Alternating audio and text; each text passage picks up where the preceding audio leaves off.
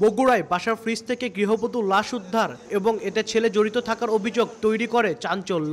র্যাবের হাতে গ্রেপ্তারও হন ছেলে সাদ ইবনে আজিজার। তবে গৃহবধূর মুঠোফোনের সন্ধান করতে গিয়ে ঘটনায় নতুন মোড় পেল পুলিশ।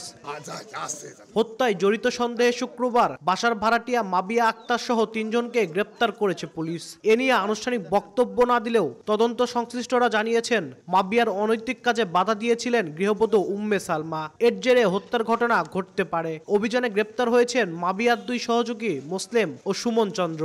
তাদের কাছে থেকে সালমার ব্যবহৃত মুঠোফোন জব্দ করেছে পুলিশ। সময় মোতাবেক ওই দুটো ছেলে চলে আসছে ভিতরে, আসার পরে স্প্রে দিছে আমার লাকে।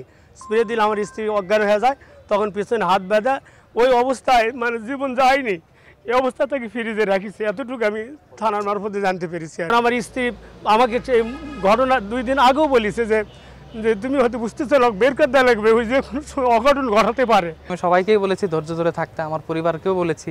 তো এখন এই যে আমি ধৈর্যের ফলটা পেয়ে গেলাম। কষ্টটা একটু লাঘব হয়েছে এই খবরটা শোনার পরে। তো আমরা চাই এটার সুষ্ঠু তদন্ত আরও হোক এবং সুষ্ঠু বিচার হোক। আমার ভাগনা যেহেতু কিছুই করেনি, তাকে নির্দোষ খালাস মুক্তি দেওয়া হোক। হত্যাকাণ্ডের 2 দিন পর গত মঙ্গলবার গ্রেপ্তার হন সালমার ছেলে সাদ। পরে র্যাব সংবাদ সম্মেলনে জানায় প্রেমে বাধা ও হাত খরচের টাকা না দেওয়ায় মাকে হত্যা করেন তিনি। ঘটনা ধামাচাপা দিতে লাশ ফ্রিজে রেখে সাজানো হয় ডাকাতির নাটক। গত বুধবার সাদকে 3 দিনের রিমান্ডে নেয় পুলিশ।